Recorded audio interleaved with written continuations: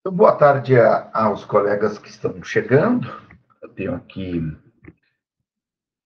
a Maria Eduarda, o Nicolas, o Cauã, a Yasmin, a Alice, Edgar, está chegando agora, Ana Carolina. Vamos ver se mais 6 pessoas estão aqui embaixo. Ver se a gente consegue visualizar aqui quem está aqui.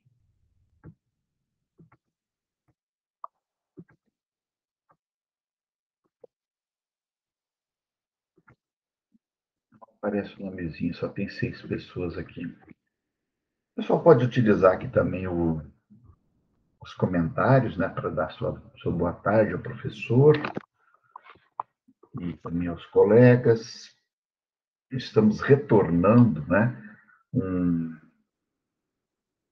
semestre bastante atípico, né, bastante atípico pela interrupção do processo, né, um processo que a gente percebe. A gente iniciou o semestre, né, a gente pegou uma linha de raciocínio, depois a gente teve a primeira interrupção com a semana da JAI, aí depois, se eu permitir aqui, a Daniele. Oi, Daniele, boa tarde, chegando. E depois nós tivemos o recesso, né? Um recesso bastante. Tivemos, acho que até um feriado, né? Inclusive.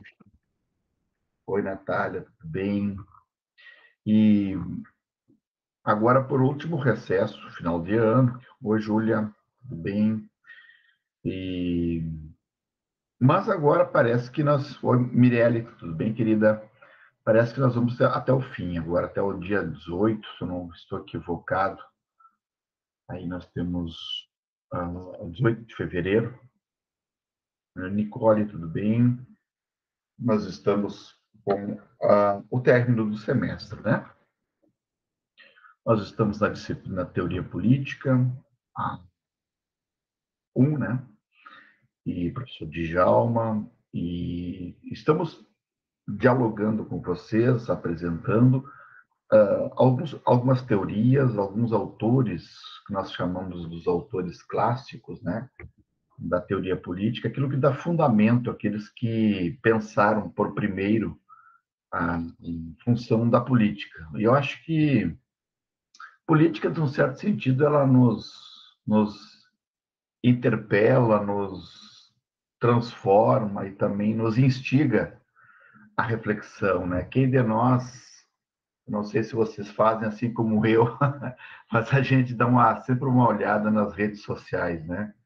Nas notícias e procura sempre acompanhar o que está ocorrendo, porque ainda mais num curso como esse que vocês estão frequentando, que é um curso maravilhoso, que tem uma riqueza muito grande de conteúdo, de autores, que perpassa a sociologia, perpassa a economia, a história, a geografia e a política, né? Então é maravilhoso a gente ter esse fundamento, né? Ter esse fundamento. E para isso, claro, exige de vocês, exige de nós também sempre uma atenção no aspecto das leituras, né? Do fichamento das obras. E eu sempre digo assim, o sucesso da nossa vida nas áreas humanas e sociais é o nosso esforço, a nossa disciplina para a pesquisa, né? E a pesquisa exige de nós, muitas vezes, verticalidade, esforço, dedicação, para pegar um livro na mão, para fazer leituras, fichamentos.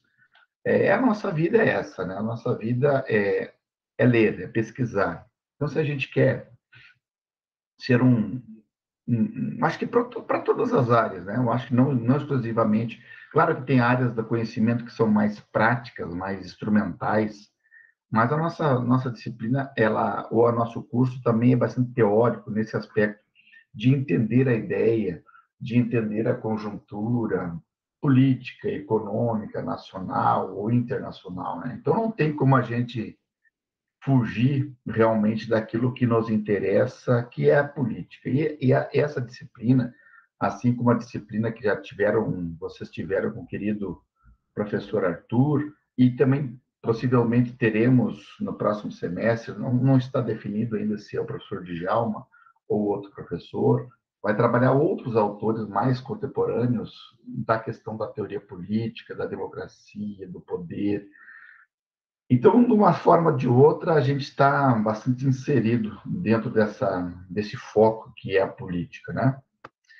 E aquilo que eu falei, de uma forma ou de outra, a gente respira a política. Já o filósofo antigo Aristóteles dizia que todo ser humano é por uma certa naturalidade, né? Por uma certa natureza, político por natureza, porque participamos, deliberamos, empregamos uma linguagem, empregamos um discurso, né? E, de uma certa forma, defendemos também valores, aquilo que acreditamos realmente. Isso faz parte da nossa índole humana, né?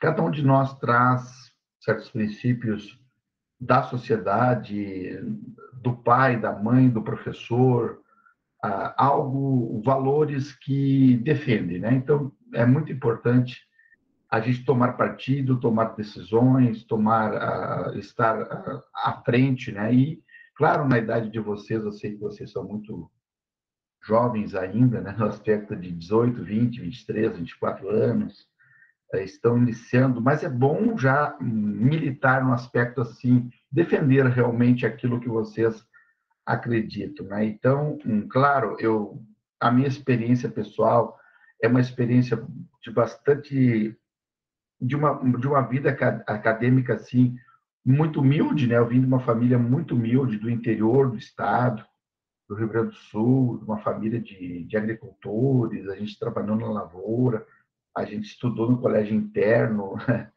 para poder buscar. Então a gente, claro, traz essas raízes junto com a gente, traz essas origens.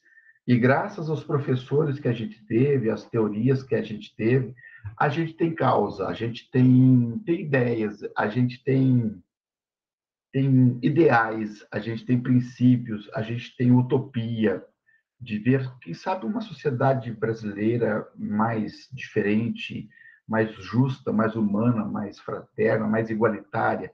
Temos problemas crassos, problemas profundos na nossa sociedade que devem ser resolvidas. E tudo passa, no meu ponto de vista, por decisões políticas, né? Se a gente não tiver decisões políticas, se a gente não defender causas, podemos estar sob o jugo de tiranos, de ditadores que suprimem as vontades, as liberdades coletivas e individuais, né, que suprimem direitos humanos, que suprimem aquilo que a sociedade demorou um tempão para construir-se. Deu sangue, suor e lágrimas para se colocar os direitos fundamentais do ser humano: o direito à vida, à propriedade, à liberdade, a direitos sociais, direitos políticos, né? Então, acho que, inexoravelmente, as sociedades elas vão evoluindo e vão...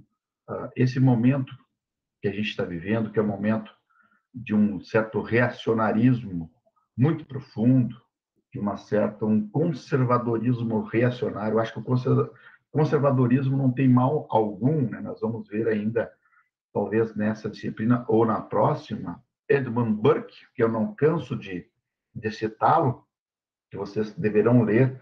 Ele é um conservador. Ele é um conservador pós-Revolução Francesa. Ele achou que essa Revolução Francesa fez tábula rasa de todo o processo, decepou gargantas, cabeças rolaram. E ele diz: bom, mas e agora? Nós destruímos tudo, e para ele a Revolução Francesa ela não trouxe o esperado, né? Então ele diz assim: é melhor evoluir, progredir, conservando aquilo que as gerações anteriores conseguiram conquistar. Vou permitir aqui o Iraí, boa tarde, Iraí, estou permitindo. Conservaram, buscaram, lutaram, e é melhor também que nós construamos para as gerações futuras. Então, o conservador, eu acho que é muito legal, assim, ele é conservador nos seus princípios, nos seus valores, como eu já tenho falado aqui, é até possível dialogar, né, com os conservadores, mas agora o reacionário sempre se coloca contra aos avanços sociais, políticos, econômicos. Ele quer voltar a uma sociedade, a um modelo que não existe, né? Não existe mais, porque todos nós estamos acostumados a viver em uma sociedade que evolui, os valores éticos também mudam. Então, o reacionário quer, por exemplo, como nós já discutimos aqui, um modelo de família antigo, um modelo de família tradicional, de pai, mãe, filhos, como se essa família tradicional ainda pudesse existir. Ela existe, mas não é a única ou o único modelo de família. Existem outras formas de família, onde existe responsabilidade, onde existe afeto, onde existe carinho, onde existe valores, onde existe amor, essa família pode ser concebida da forma que você idealizar. Ah, mas o princípio divino de homem e mulher. Bom, o princípio é o princípio do afeto, do carinho. Eu acredito nisso, né? Então pode ser feito por uma mulher apenas, por um homem apenas, por dois homens, por duas mulheres e assim por diante. Uma família ampliada ou descasada, em todos os modelos que a gente acredita. O outro princípio do reacionarismo, do ser reacionário, é achar que a ciência ela não tem o seu valor. Então, pregam uma dinâmica pré-científica, uma dinâmica negacionista daquilo que está aí. Então, são princípios que estamos vivendo.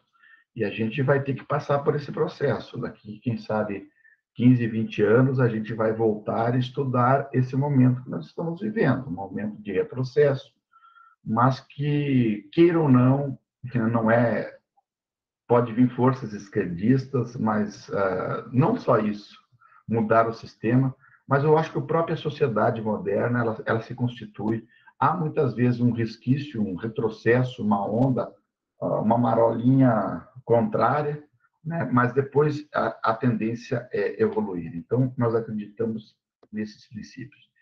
Então, estamos aqui com uma disciplina muito legal, vocês já perceberam a contribuição de alguns autores, de algumas ideias, desde o princípio, né? Desde os clássicos antigos de Maquiavel, ou antes ainda, né? Tinha gente que já pensava a política na obra, por exemplo, de Platão, a República, de uma forma ideal, de um ser humano ideal para administrar essa polis, um ser humano, claro, diante de uma visão grega ainda bastante elitista, de um homem, de um filósofo, de um nobre, de um Aristói, né, governando. A contribuição, por exemplo, da política de Aristóteles, que dizendo as formas de governos ideais ou as formas de governo não tão boas, da sociabilidade do ser humano, da defesa da escravidão, né, que era princípio básico daquele modelo grego.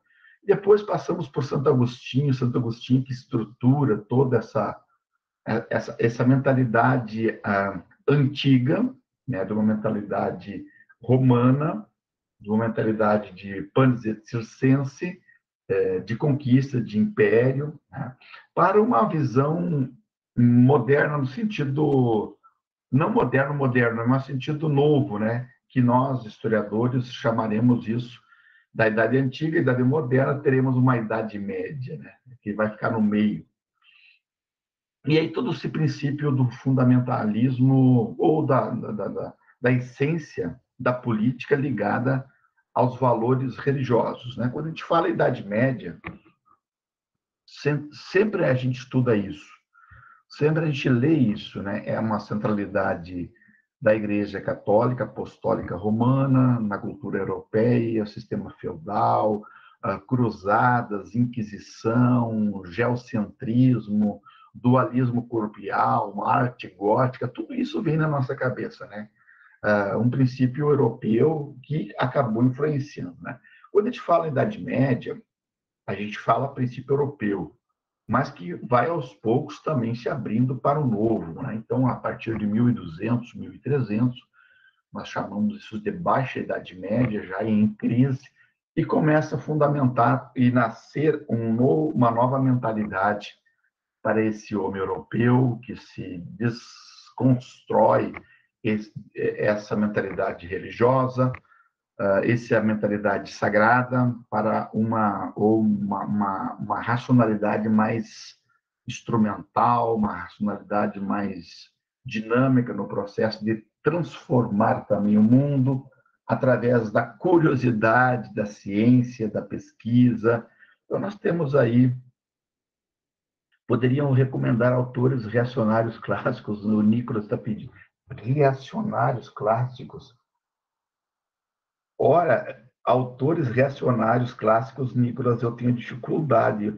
Eu poderia citar conservadores, pela qual a gente aprende alguma coisa. Mas todo reacionário, a gente tem dificuldades até de pensar alguns reacionários, porque o reacionário é aquele que não vive essa realidade que a gente está aqui. Ele quer uma realidade, ele quer voltar no tempo, Nicolas. Eu não sei se tu me...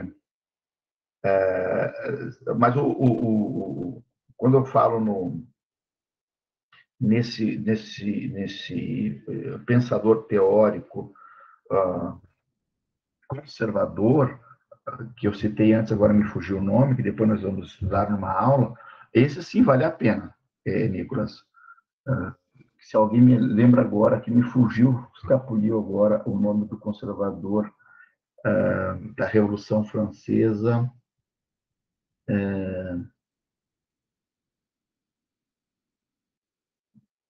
O Burke, isso, Nicolas, é o Burke, ele é conservador e era um autor fantástico, um autor muito legal para a gente estudar, para a gente ter... mas se tu tiveres aí, eu não sei, eu não li, pelo menos, autores reacionários, modernos, se não me engano, ele disse que queria ler o pensamento deles, né? Isso, o pensamento conservador, ele entrou muito em voga agora, né, Nicolas? Ele, inclusive, tem todo esse debate que eu particularmente não li e tinha pouca conhecimento, mas sabia que existia dentro da filosofia, né, dos conservadores, que é o Olavo de Carvalho, né, que ele não é considerado um filósofo, mas é um autodidata, mas deu toda a base teórica aí, né, ao conservadorismo reacionário, né, que se colocou, né, no mundo e se colocou no Brasil, até estamos vivendo ainda, né, que foi uma base antiglobalista, uma base anti-ciência propriamente dita, né?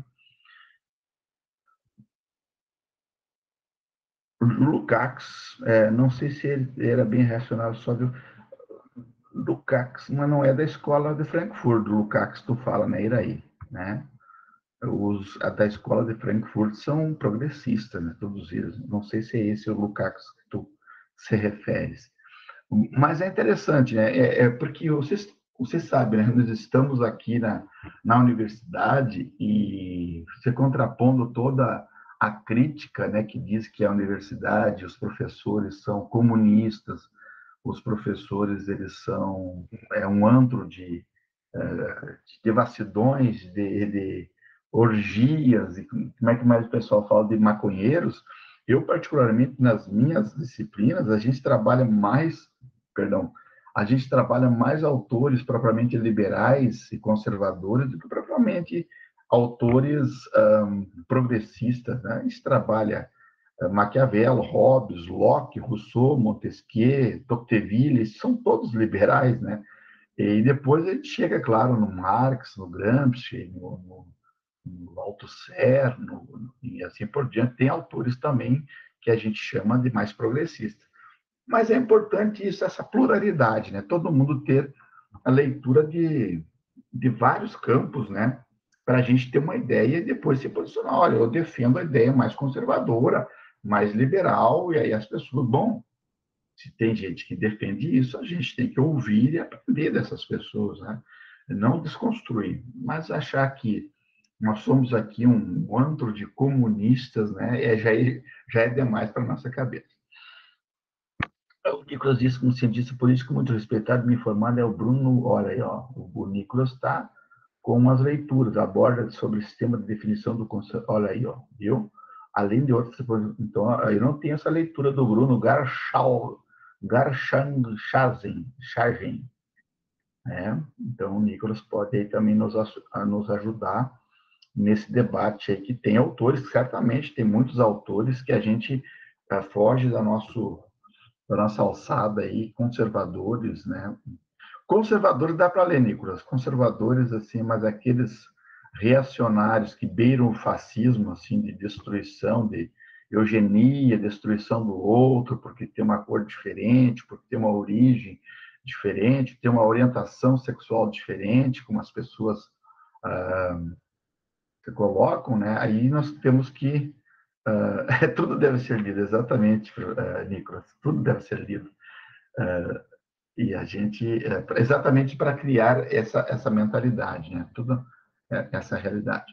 Bom, então hoje nós trabalhamos o contratualismo. Eu queria verticalizar um pouquinho com vocês. Eu não sei se vocês conseguiram ler e assistir um vídeo do professor da Yale que fala sobre o Rousseau.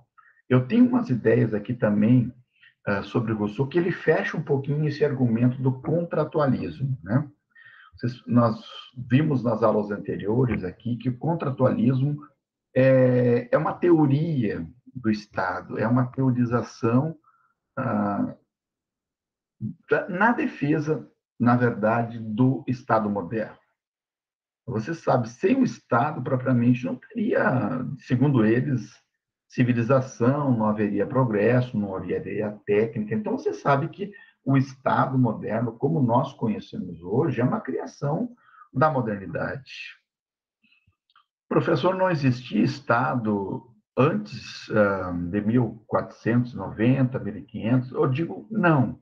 Existia outros princípios, outras formas de governo, mas não o Estado na sua completude como nós conhecemos hoje na nossa realidade, né? Um Estado com um aparato jurídico, com exército, com forças armadas, com um governo estabelecido, transitório, eleições livres.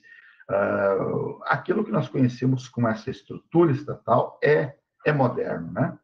Fundamentado, claro, com essa união dessa burguesia ascendente juntamente com a nobreza, nós fundamos, então, artificialmente, é importante que se diga isso, artificialmente, esse Estado moderno que fosse capaz de organizar essa sociedade de uma forma que todo mundo tivesse a sua proteção à vida, proteção à liberdade, proteção à sua propriedade a partir dessa instituição.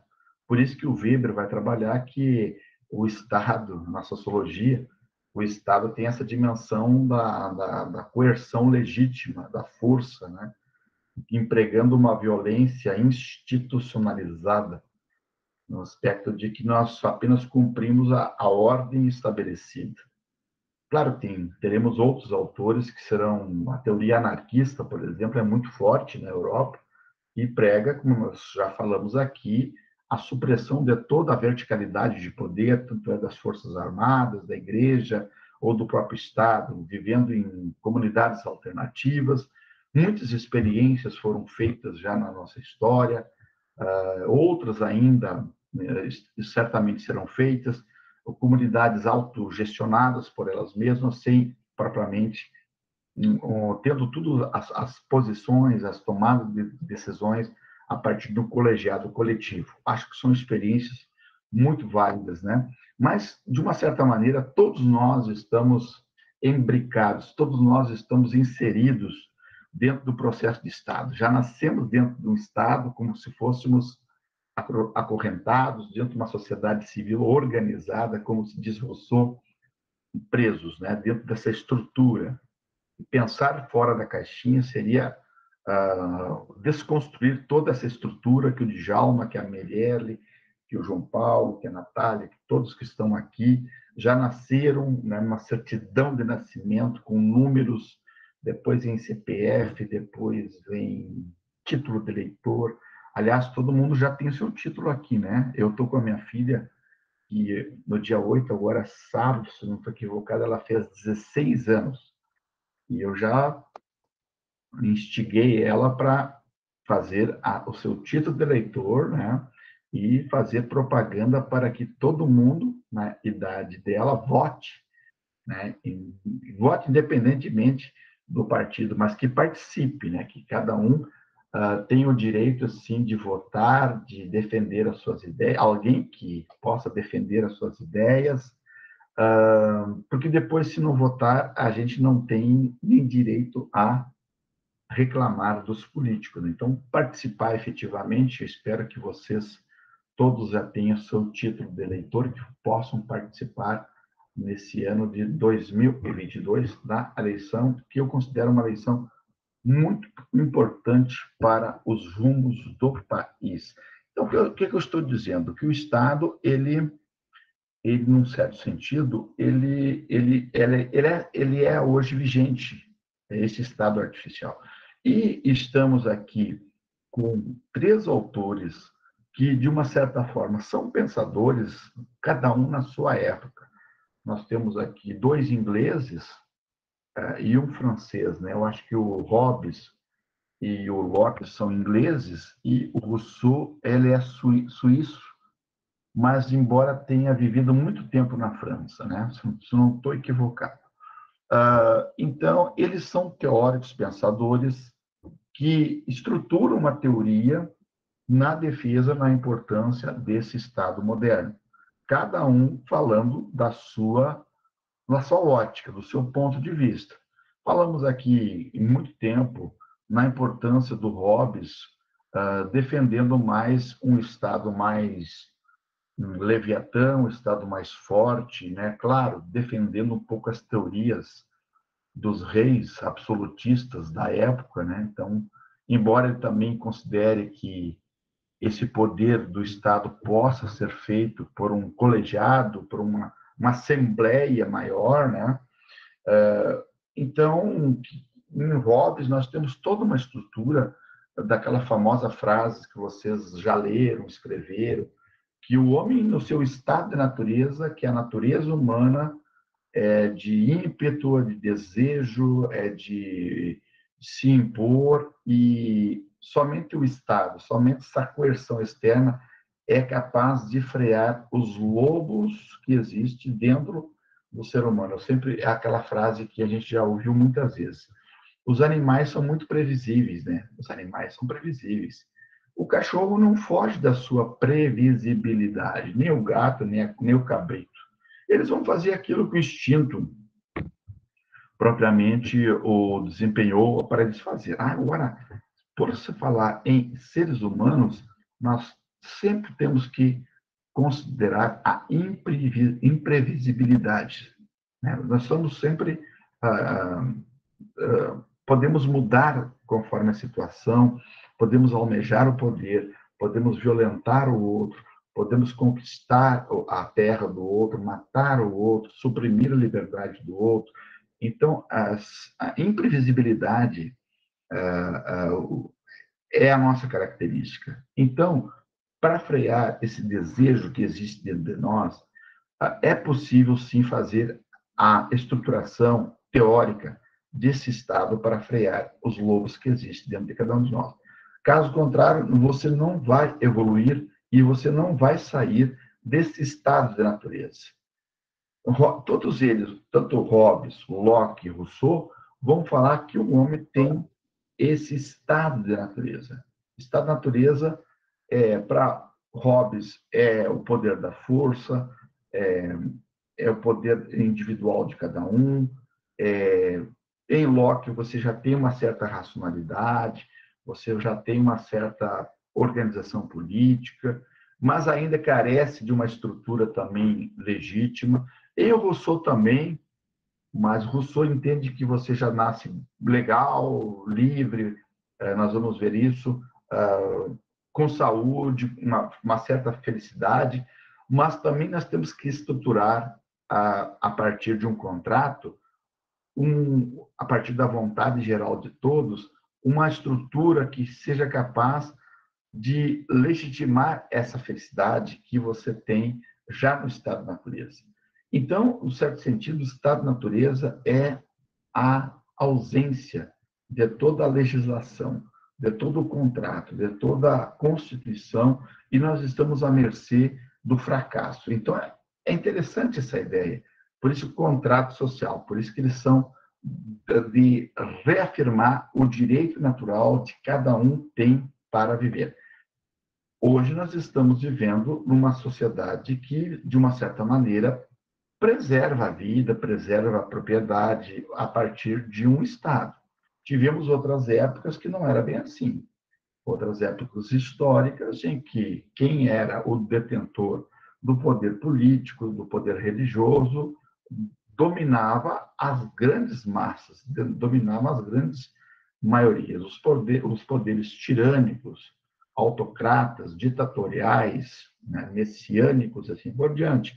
Então, eu, como chefe, como dono, como messias, como uma certa divindade, comandava a vida de vocês. Hoje, não podemos agir dessa maneira. Hoje, nós temos direitos e não é possível fazer esses gestos autoritários de quem está no poder, porque existe proteção, né? Existe lei que garante a minha vida. Nós temos a separação dos poderes. Os poderes não são mais autocratas. Nós temos o legislativo, o executivo, o judiciário, que são capazes de o checks and balances, um aspecto de freios e contrapesos do próprio poder. Então, não existe mais tiranias. No princípio, em tese, em teoria, não deveria existir, mas mesmo assim ainda temos alguns governos que se autodenominam aí tirânicos, né? Mesmo com uma fachada de democracia. Aquilo que estamos perdendo muito no Brasil a partir dos anos aí 2015, 2016, o nosso poder de visibilidade também internacional, perdemos muitos pontos nas consultas aí sobre a questão da valorização da democracia brasileira. Vocês que são da área aí das relações internacionais, certamente vocês têm bastante leitura sobre esse aspecto, como erodiu, como decaiu esses princípios democráticos de participação, de uma mídia livre, de autonomia dos governos, dos poderes, e também das relações internacionais. Hoje o Brasil é um pária, o Brasil é um ser não aceito dentro da comunidade internacional, graças ao seu governo de cunho extremamente reacionário, né, de uma extrema-direita conservadora nos valores e liberal e neoliberal no aspecto econômico. Não é verdade? Então, nós temos essas três ideias, Hobbes, Locke e Rousseau, que eu vou apresentar para vocês agora, algumas ideias bem legais para vocês. Tranquilo, Nicolas? Iraí? Maria Eduarda? Cauã? Tudo bem? Aqui, quem mora no sul, nós teremos uma semana que vai beirar aos 35 a 40 graus. Nós temos ainda não choveu, choveu pequenas garoas, estamos com dificuldades, né? Vocês que estão na outra parte do país. Aqui no sul, muito seco e muito calor, tanto é que eu vim para um ambiente aqui que tinha ar-condicionado, que o meu escritório não tem ar-condicionado, eu vim para o quarto, porque está muito quente realmente aqui. A Ana está dizendo aqui onde mora, o que é o leste da cidade, Ana? Deve ser Minas Gerais, por aí, né? Sul da Bahia. Edgar, o Rio tá Jacareí, São Paulo, né, Ana? Aqui é muito seco e muito quente. A Mirelle Carvalho, por que está perdida, Mirelle? Pode perguntar, nós estamos no intervalinho agora para entrar no Rousseau. Por que está perdida, Mirelle? Estou meio perdida. Qual o conteúdo da aula de hoje? Não, hoje nós estamos terminando o contratualismo. Eu só fiz um rodeio agora para a gente entrar no Rousseau, que a gente não tinha explicado ainda, né? Nós estamos na aula 8, 9, 10, assim, juntos lá no Moodle, né? Eu coloquei porque a gente passou fazendo as aulas assim, Hobbes, Locke, e hoje, se eu não estou equivocado, a gente não tinha ainda, eu também estou meio perdido, a gente se perde, né? Você perde pela interrupção das aulas, né? A gente não está conseguindo. Mas é Rousseau, Mirelle, né? O Rousseau hoje que a gente está fechando um pouco o contratualismo para a aula que vem, se eu não estou equivocado, acho que é Tocqueville, mas eu abro, não sei se não está aberto já no Moodle lá a próxima aula para vocês acompanhar. Perfeito? Mas, e também a colega, acho que foi a Maria Eduardo no início, professor, e a nossa prova. Não pensei na prova ainda, vocês ficam tranquilos aí que vai ter. Fazendo os resumos da maneira que vocês estão fazendo, com tanto capricho, com tanto carinho, tanto amor, eu vou fazer uma prova bem fácil para vocês lá no final, tá? Pode ficar tranquilos. Mas é importante isso, essa seriedade que vocês estão tendo com o conteúdo, com o carinho que vocês estão tendo pela matéria, isso é muito importante, o interesse de vocês é importante também.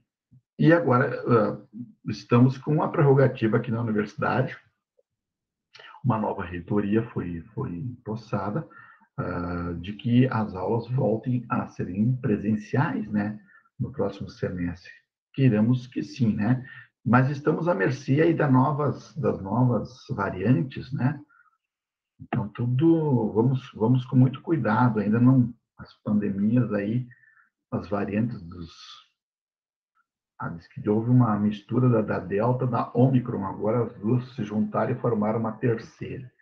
É sempre, cada dia, a gente está à mercê de novos, mas vamos crer que a gente possa, no próximo ano, estar todos vacinados, eu espero, né, que todo mundo não seja aí negacionista e não acredite nas vacinas, não tem nenhum chip que vai ser implantado na mente da gente, né? Só faz bem. E se tudo andar bem, a gente possa, ano que vem, aliás, já esse ano, né? Já esse ano, já mudou o ano. Parece que muda depois de 2020, parece que não, 19, parece que a gente ficou lá, né? Parece que não mudou mais os anos. Perfeito, vamos lá então. Eu vou aqui, eu preparei umas ideias bem legais. Então, Mirela, nós estamos no Rousseau, que eu acho que é importante a gente falar. Eu estou numa outra tela aqui.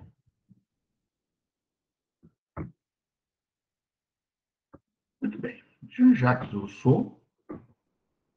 Qualquer dúvida, vocês podem me chamar por voz, tá? Que eu estou numa outra telinha aqui, dando uma colada nas ideias que eu preparei. Jean-Jacques Rousseau, então, vocês percebem que é 1712, 1778. Veja bem, então, que ele está quase aqui, ele faleceu aqui 78, 11 anos, né? 11 anos antes da Revolução Francesa. Muitos vão pegar a ideia do Rousseau para fazer essa revolução, para transformar, né? Outros enxergam em Rousseau assim uma ideia bem primitiva do aspecto já de se contrapor à propriedade privada, né? Então é bem interessante a ideia do Jean-Jacques Rousseau, principalmente na leitura, que eu espero que vocês tenham lido já o Contrato Social, feito fechamento, assim, que ele é fantástico nas suas ideias, e todas as pessoas, né, os alunos, devem fazer essas leituras dos clássicos. Quando eu falo clássico, eu estou falando em Platão, a República, estou falando em Aristóteles, a Política, estou falando em Santo Agostinho, a Cidade de Deus, a Cidade dos Homens, estou falando aí em Maquiavel, principalmente o Príncipe, falando em Hobbes, o Leviatã, estou falando em Locke, o segundo tratado sobre o governo civil. Quando a gente fala em Rousseau, a gente está falando em Contrato Social. Todos esses livros devem estar aí na sua bibliotequinha particular, que cada semestre vocês vão adquirindo um livro e vão fazendo também esses livros que vocês comumente pegam na mão para dar uma olhada e estar próximos é importante. Então, eu acho que o que está o tema central da filosofia de Rousseau, ele fundamenta um pouquinho a questão do contrato social. Ele volta a esse debate a necessidade de fazer um contrato para reafirmar certas garantias que o ser humano já tem. Então, propriamente, ele está se deparando aqui, principalmente com a questão também, outro ponto importante, é o tema da propriedade privada. O Rousseau, ele foi reconhecido assim por fazer, ele venceu um concurso de uma redação, de um artigo, e esse artigo é muito interessante que ele se contrapõe a todos os avanços, a tecnologia moderna, ele vê com certo cuidado, com certo perigo, todos esses avanços, né? Então, principalmente, essa sociedade moderna que se constitui, ele não vê com bons olhos esses avanços. E quando ele fala em propriedade privada, eu já vou logo à frente reforçar essa ideia, ele diz que quando surgiu a propriedade privada, surgiu as diferenças sociais, diferenças de classe, porque até então, quando você não tinha propriedade, tudo era de todos. Mas quando você tem a propriedade, alguém vai se apossar e alguém ficando dono, certamente outros ficarão fora desse processo. Então, você vai gerar desigualdade social. Então, acho que esses temas centrais aí parte do contrato, parte da propriedade privada e a passagem também desse estado de natureza, que todos eles fazem, Hobbes faz, Locke faz, esse estado de natureza que, para Rousseau, já adianto aqui, é de saúde, é de alegria. Tem muitos que dizem que o Rousseau, a tese é do bom selvagem, né? No estado de natureza, que existe assim um romantismo muito grande em Rousseau. Ele enxerga a sociedade assim de natureza como um indígena, vivendo as sociedades livres, caçando, pescando, sem ter as hierarquias, no aspecto de propriedade privada, sem ter as estruturas. Então, em Rousseau, nós temos um estado de natureza do bom selvagem. Tem uma certa liberdade natural que você tem de um estado de natureza, mas para você reafirmar essa liberdade natural, você vai constituir uma liberdade civil. Então, ele está chamando a atenção. Nós temos que ter esse lado bom aqui, mas nós temos que reafirmar essa liberdade aqui no aspecto legal, para poder viver essa realidade. E também ele fala no exercício da soberania. Quem é o soberano? Não está falando aqui soberano o legislador, o poder, o Estado. A soberania aqui em Rousseau é do próprio povo. Interessante essa ideia, né? Que você é chamado a participar dentro. Eu sempre, quando falo Rousseau, eu lembro aqui no tempo dos anos 90, aqui em Porto Alegre, tinha uma administração petista que tinha o orçamento participativo, que era uma receita do próprio Estado, da própria prefeitura, que era jogado para o povo, e o povo, através de um plebiscito, de uma votação, decidia em que esse recurso deveria ser aplicado. Então, é um gesto, né, de soberania popular, a gente chamava aqui, né? Orçamento participativo, ou soberania popular, de que o povo tem a opção de tomar uma decisão dentro do Estado. Então, sempre vem essa ideia. E também a distinção entre o governo e o soberano. Talvez esses 5 pontos, 6 pontos que eu citei aqui, seja a ideia central em Rousseau. O contrato, a questão da propriedade privada, a questão da passagem desse estado de natureza para uma sociedade civil organizada, a questão da liberdade natural para uma liberdade civil, a questão da soberania popular e a questão da divisão, o que é um governo e o que é um soberano propriamente dito. Perfeito? As suas obras políticas, além do contrato social, ele é muito lido também uma outra obra chamada Discurso sobre as Ciências e as Artes, e aqui talvez ele coloque aquilo que esse concurso que ele participou e acabou vencendo.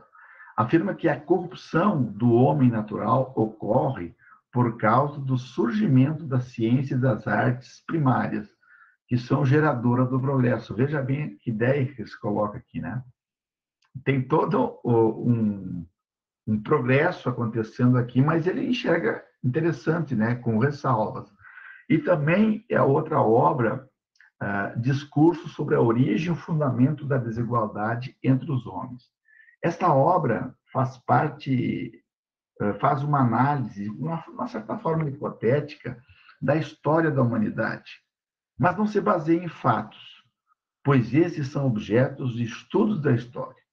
Assim, afirma Rousseau que a história da humanidade culmina com a legitimação da desigualdade, tanto política quanto econômica entre os homens. Como consequência, ocorre a destruição dessa liberdade natural e fixa-se a propriedade privada, sujeitando o gênero humano ao trabalho, à miséria e à servidão, pacto ilegítimo ou coercitivo. Então, o que esse livro fundamentalmente trata? O próprio título também já coloca a origem e os fundamentos da desigualdade entre os homens. O que gera desigualdade entre os homens? O que gera é a propriedade privada, porque alguns serão donos e outros serão escravos. Mais à frente eu vou citar uma frase que, lida fora do contexto, me parece muito com as ideias marxistas. Quem é o fundador da propriedade privada? O Rousseau diz, o fundador da propriedade privada é aquele que primeiro cercou um terreno e disse, isso é meu. Quantos crimes, quantas guerras, quantas mortes não teria poupado ao gênero humano aqueles que, assistindo esta cena, fosse lá arrancado os postes, os esteios, né, as cercas, e tivesse expulsado aquele impostor. Então, o fundador da propriedade privada, para Rousseau, é aquele que cercou primeiramente um terreno e teve gente, muito humilde, muito ingênua, que aceitou essa realidade. E aí também a terceira obra, aquela que é o mais essencial, o contrato social, ou também chamado Princípios do Direito Político, que ele procura fazer uma descrição ou descrever as condições necessárias para a existência de um pacto. E o pacto sempre é um processo de legitimidade. É você sair de uma situação de estado de natureza. O pacto sempre é um momento transitório para chegar à legitimidade. Através Professor, dos quais... Pois posso fazer uma pergunta? Claro, pode participar. Eu consigo entender porque, na visão de Hobbes, que tem uma visão pessimista sobre o estado de natureza, porque o homem gostaria de sair desse estado. Mas, sendo Rousseau uma visão mais otimista, por que o homem ia querer sair desse estado? Em Rousseau? Isso. Porque ele não tem ainda a dinâmica da totalidade, da legitimidade. Isso é que é a sacada de Rousseau. Ele tem essa situação de saúde, situação de felicidade, de estar em si mesmado na natureza, de estar vivendo isso, mas também é uma dimensão limitada, porque nada me garante, assim como Locke, né, que você tem a propriedade privada, que você tem essa pseudo-liberdade, que você possa usufruir dela. Tudo bem, eu estou numa floresta, eu estou vivendo uma certa harmonia, mas isso não é perene, essa ideia. Né? Então, ele convoca o indivíduo a fazer esse pacto, e o pacto sempre chega a uma certa legitimidade. Mas é interessante que as ideias do Rousseau, elas são muito criticadas exatamente por esse aspecto romântico das ideias. Né? Então, até o Rousseau, no final dos seus escritos, ele diz assim, a ideia que eu prego, talvez ela ela não possa ser aplicada nas realidades pela abrangência, pelas dificuldades das estruturas políticas, né? Quem sabe, porque o Rousseau sempre tem em mente aquela mentalidade grega de política, assim, pequena, estruturada, né? Mas a complexidade da política já em 1700, né, que o Rousseau vive, ela é de uma tal envergadura que as ideias dele, elas não cabem dentro desse aspecto. É por isso que ele é considerado um romântico, né? Mas, claro, tem sim a sua validade exatamente pelo debate, pela crítica social que ele faz, né? As estruturas que vão separar os indivíduos, que, embora ele esteja vivendo o avanço daquilo que vai desencadear a Revolução Francesa, mas ele também enxerga dificuldades, né? Na ciência, nas artes, né, na política. Ele diz que segrega, ele diz que separa, ele diz que diminui. Então, essa visão crítica que ele tem sobre a sociedade, talvez isso para nós seja o mais importante, né? Não sei se eu consegui argumentar, mas se não ficar claro, vocês podem voltar, tá bom? Então, depois de terem perdido a sua liberdade natural, você ganha em troca o quê? Se você perdeu a sua liberdade natural, lá você ganha aquilo que a liberdade civil, você ganha a cidadania. E a cidadania vem sempre carregada no aspecto legal. A cidadania vem sempre carregada no seu aspecto jurídico. Ninguém tem a liberdade civil só de palavras, né? Se hoje eu tenho direito à vida, direito à propriedade, é uma garantia que eu possa existir. Ninguém pode vir aqui e, de uma certa maneira, destruir os meus bens, a minha vida, a minha família, porque há um pacto legítimo dentro da sociedade que garante a vida, garante os princípios básicos. Então, essa é uma luta, né? Quais seriam os objetivos dessa teoria política de Rousseau? Seria, de uma certa forma, legitimar a formação desse Estado moderno baseado na vontade geral. Isso é muito importante. Vem cá. Só um segundinho.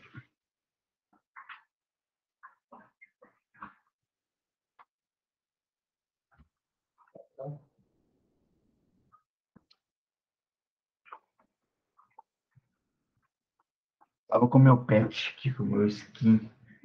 Soltei ele. Então, qual é o objetivo da teoria política de Rousseau? Legitimar a formação desse Estado moderno baseado na vontade geral. Isso aqui que é importante, ó. Em Rousseau, vocês podem até frisar esse aspecto da vontade geral. Vontade geral sempre é a soma das vontades individuais se configura a vontade geral. Então, ele não está falando aqui como Hobbes, um poder absolutista, ele não está falando como Locke num governo civil, do legislativo, ele está falando na participação da vontade geral coletiva. Esse aspecto é importante. E, por conseguinte, legitimar a propriedade privada. Então, você quer, no certo sentido, existe a propriedade privada, mas não é legítima ainda. Então, você quer legitimar essa propriedade. A teoria política de Rousseau é baseada nas ideias iluministas e, por isso, se opõe às teorias políticas tradicionais, representadas principalmente por Hobbes, Locke, Grotius ou Pufendorf. No sentido assim, ele está vivendo o século XVIII, que é o 1700, né? Que é o século do iluminismo, assim como Diderot, Voltaire, Rousseau, que mais? Os chamados enciclopedistas. Ele está defendendo exatamente esse princípio das luzes, da razão, na supremacia daquilo que era comumente chamado as trevas, né? Do obscurantismo, da não-razão de um tempo anterior. Então, ele está vivendo esse momento. E para ele, aquilo que eu falei, o estado de natureza, talvez essa frase ela sintetize melhor essa compreensão do que é o estado da natureza. Abre aspas. O homem é o bom selvagem inocente, lá no estado da natureza. Mas que bom que seria que todos nós vivêssemos nessa sociedade do bom selvagem, na nossa inocência. Mas não somos isso, não somos isso. E ele percebeu que o ser humano é muito mais do que isso. Nesse estado, o homem nasce livre, pois ainda não houve, em certo sentido, a divisão da propriedade privada e também não existiu nenhum tipo de corrupção. Ele vive bem lá, tranquilo.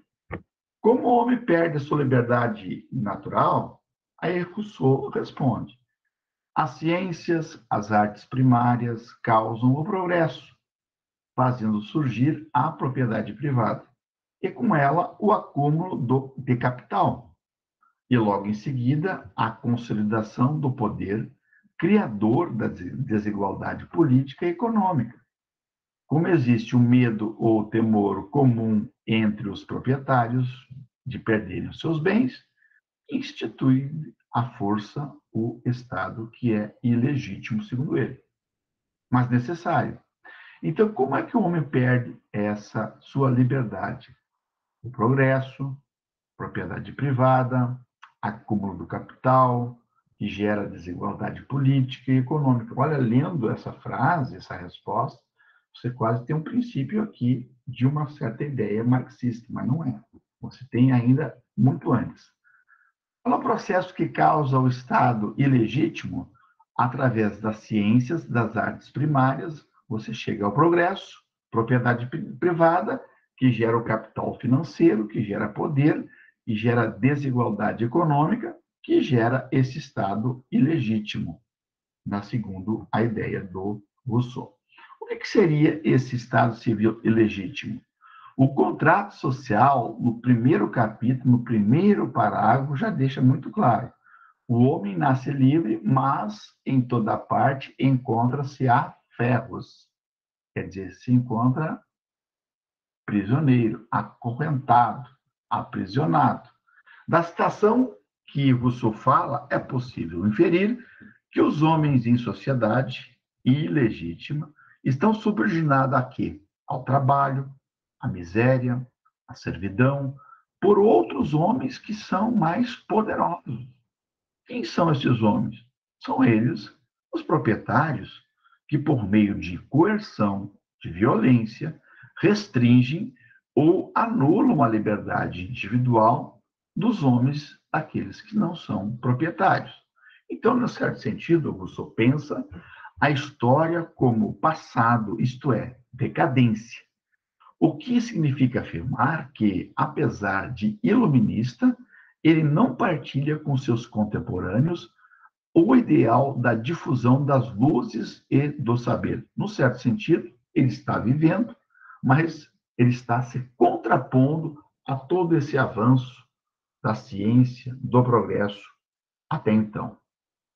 Consequências desse progresso. O que temos, segundo Rousseau, é a destruição da única virtude que o homem natural possui, que é a sua piedade e a sua bondade. A partir do progresso, a partir da técnica, a corrupção dos costumes naturais, isto é, cai por terra a ideia do bom selvagem.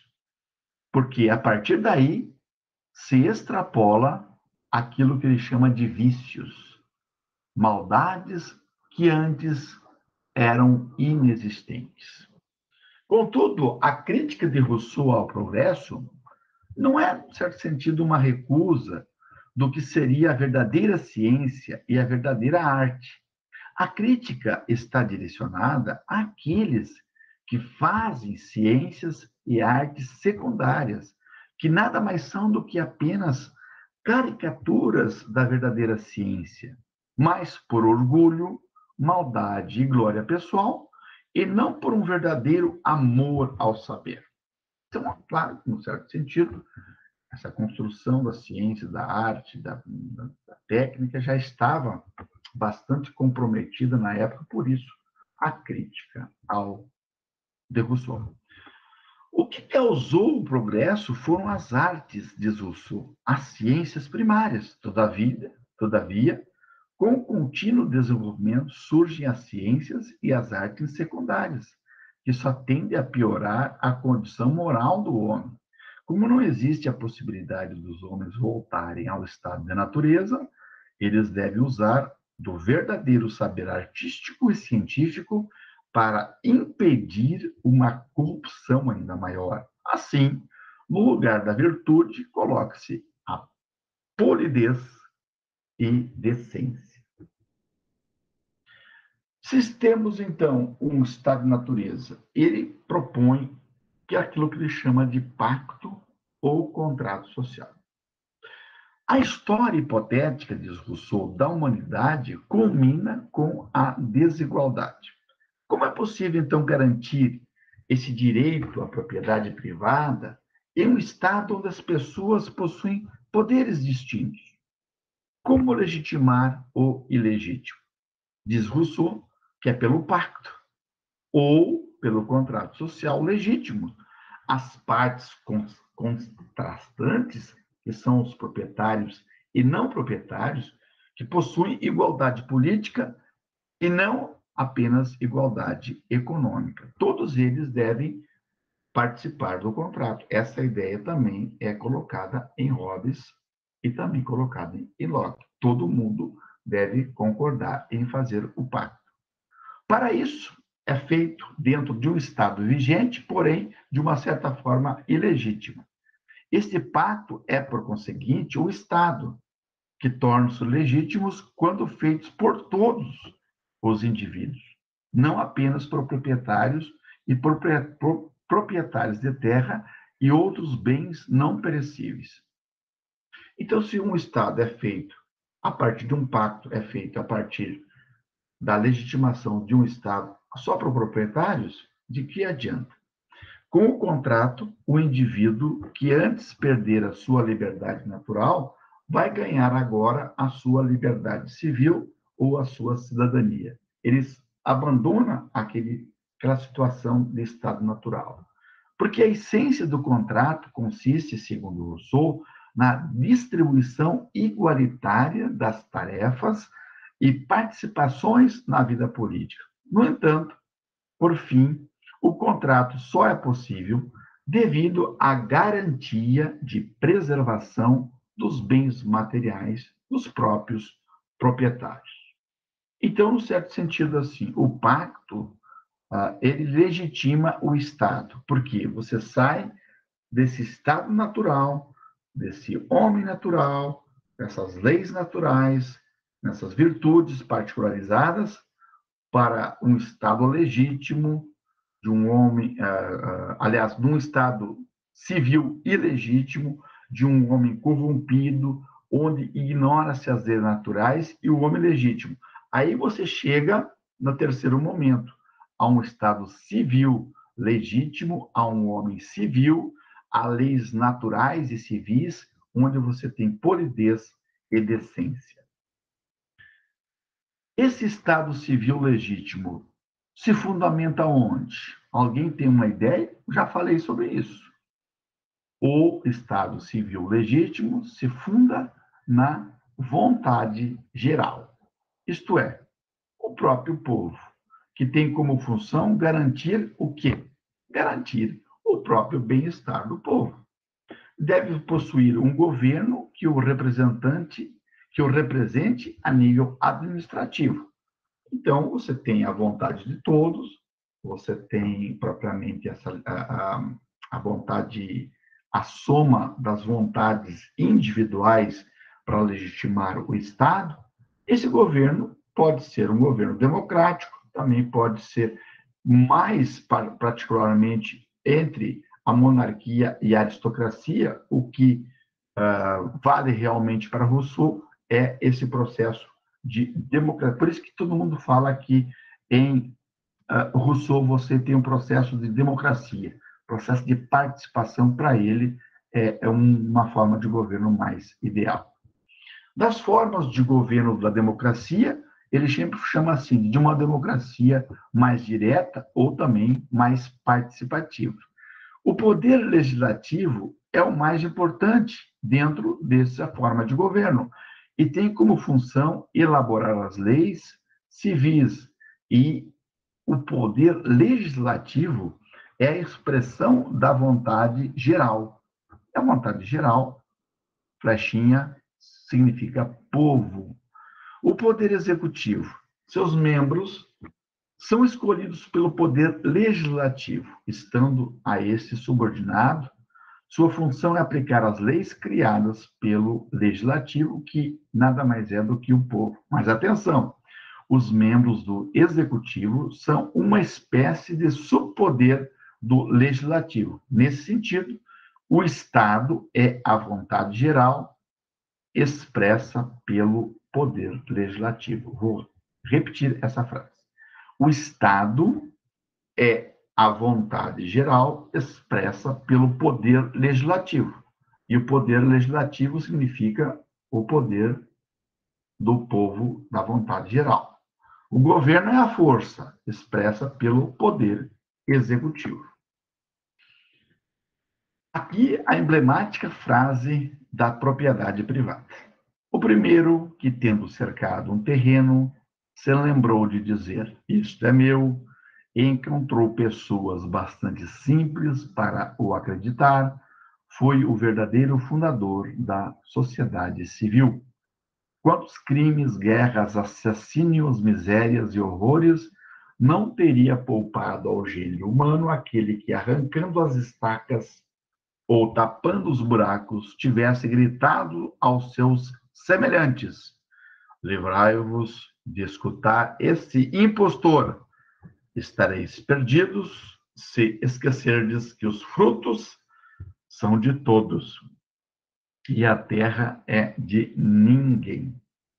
Esse é o princípio básico da geração das desigualdades entre os humanos na sociedade, é a Rousseau, a propriedade privada. Sobre a questão da república, que a palavra república é interessante que no sentido latino, res publica, que significa coisa pública, ou pessoa pública, ou também cidade. A máquina ou corpo político, quando ativo, quando você é soberano. O soberano participa, mas é passivo quando é chamado de Estado. Comparado aos seus semelhantes, é chamado de poder ou potência. O povo, quando é ativo, é chamado de cidadão. Por isso que a gente fala muito assim, ou de uma democracia ativa, de uma democracia substantiva.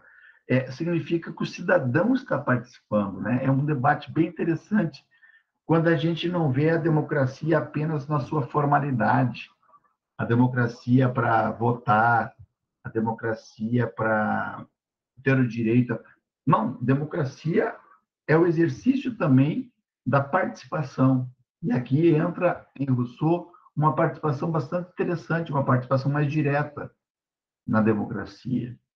Então, quando a gente fala, quando a gente se manifesta, quando a gente participa, por exemplo, de um protesto, quando a gente participa de uma greve, a gente participa do DCE, a gente participa de um partido político, de uma certa maneira, é uma democracia mais substantiva, uma democracia onde o próprio cidadão está exercendo diretamente a democracia, e não apenas no aspecto formal, que muitos da teoria das elites, muitos autores dizem que a democracia é procedimentos, né? Robert Dahl, Sartori, o Schumpeter diz, não, a democracia são procedimentos, são formalidades, né, estabelecidas, quantificadas, somadas, então você vai somando e vai dizendo se um Estado é democrático ou não a partir de certos parâmetros, né? Se preencheu a lista, dá um tique ali, democrático. Se não preencheu, não é democrático. Então, tem gente que sobe na lista da democracia do mundo, tem gente que desce. Então, esse lado não deixa de ser importante também, né? Como é que você avalia se um país é democrático, você vai preenchendo, né? Por isso que eu falei antes que a democracia no Brasil perdeu muitos pontos nos últimos tempos, né? Há liberdade da imprensa, a imprensa é livre. Aqui, peraí, nos últimos anos aqui a imprensa foi atacada pelo presidente, então perde pontos. A supressão de direitos, supressão de... E aí você vai perdendo, né? A relação desse país com o mundo. Então, dentro dessas características racionais, existem procedimentos formais. Então, ótimo, perfeito, dá para mensurar se um país é democrático ou não. Jim Gellhardt também trabalha muito, né, com essa dimensão da avaliação das democracias no mundo, se cresce ou diminui. Então, acho que é legal esse aspecto. Mas também tem um outro lado que entra todos das teorias participativas, né, que dizem que a democracia também não apenas procedimentos formais, mas também um povo na rua, participação em greves, em manifestações, isso significa também.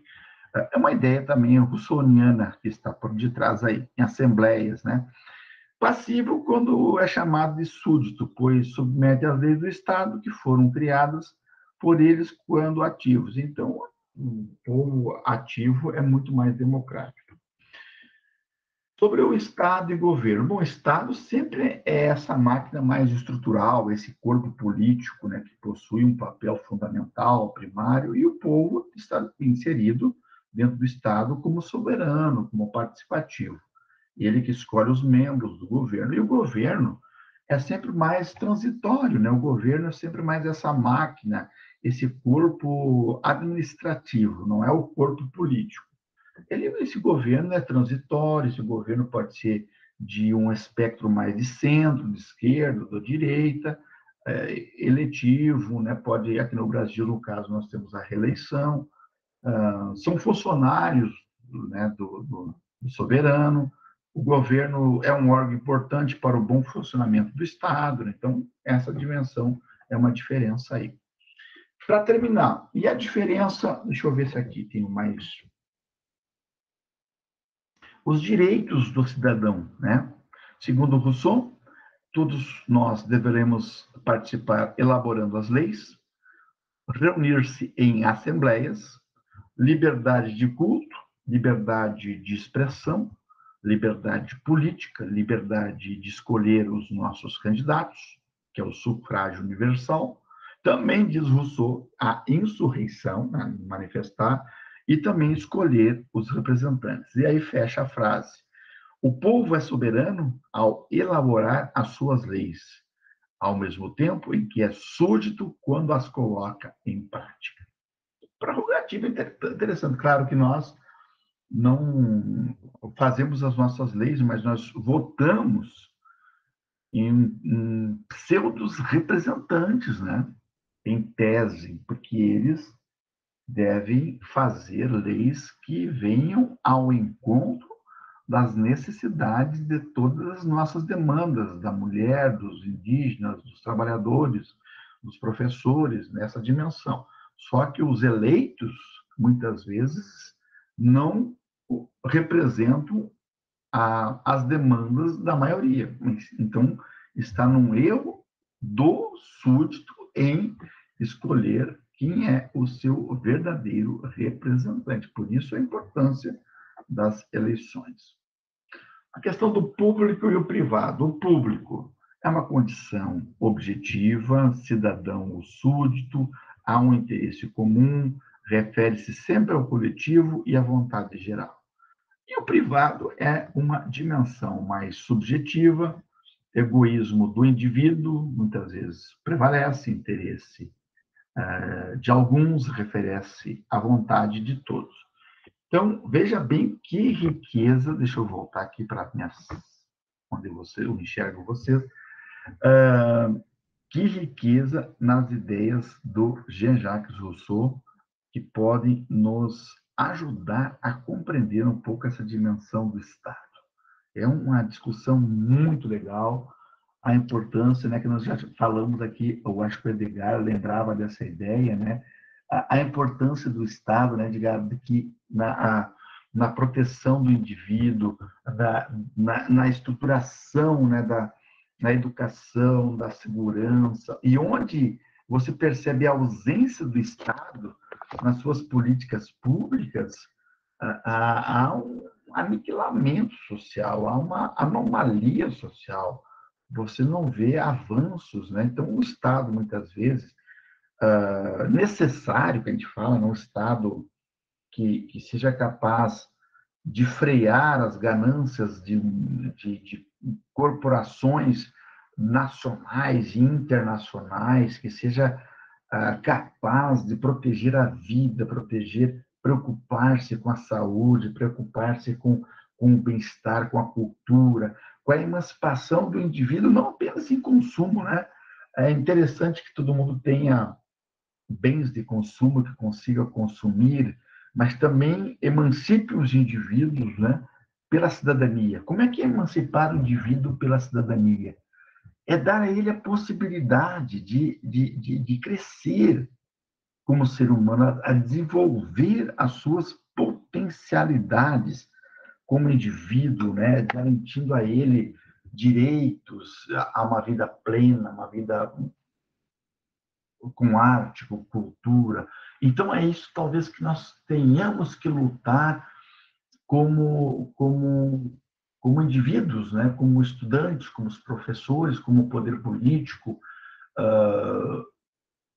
que esse Estado tenha realmente a, a função realmente de proteger o indivíduo. Eu não sei se tem alguma pergunta aqui, vamos ver depois da Mirelle, que perguntou aqui, deixa eu ver uma coisa. Tem algum debate sobre isso aqui. O Nicolas manifestou aqui. Fica para o pessoal, não leia República de Platão sem ter lido outros diálogos platônicos, antes que importa para a compreensão mais ampla do conceito.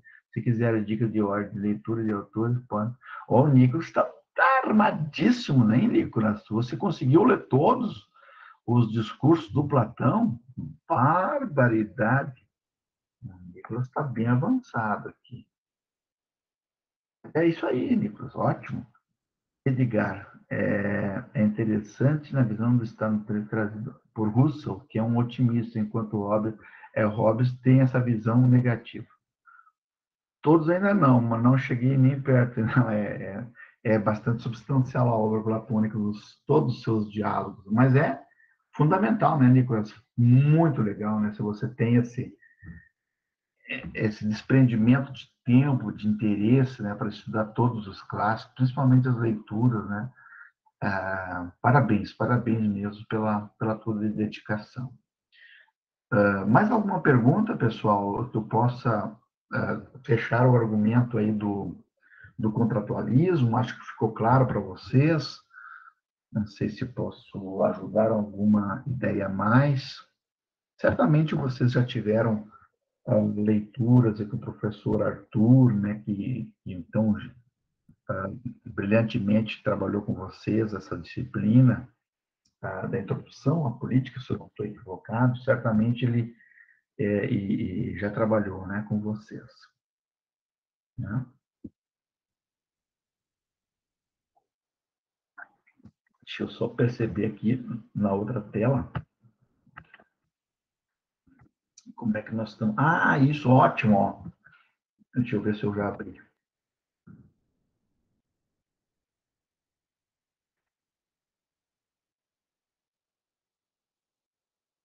Vou abrir para vocês, ó.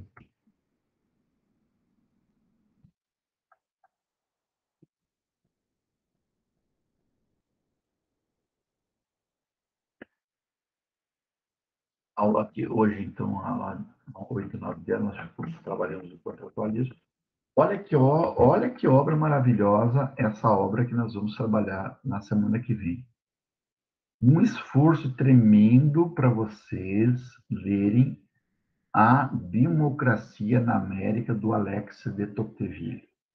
essa obra eu julgo assim uma das obras mais importantes da teoria política, porque o Alex de Tocqueville é uma pessoa de 1830, é um nobre francês que viveu o pós-Revolução Francesa e, de uma certa maneira, ele ficou muito decepcionado, porque todo mundo esperava que a Revolução Francesa fosse de uma certa maneira, transformar a realidade política e econômica, mas ela caiu na mesmice. E ele ficou tão curioso, não com a França, ficou curioso com uma democracia que começa a surgir na América.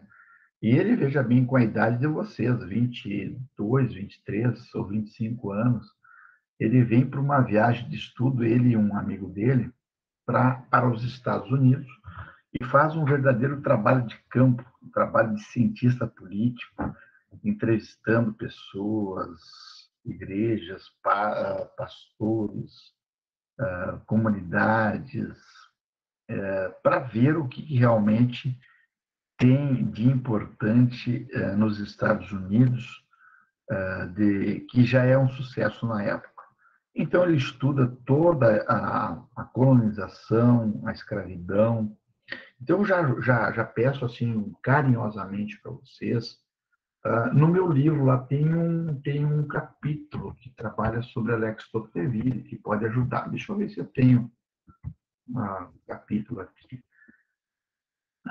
Fundamentos da Teoria Política é o capítulo 8º do livro, Fundamentos da Teoria Política, página 159, 176, que eu trabalho assim, eu procuro explicar algumas ideias e vale a pena também vocês...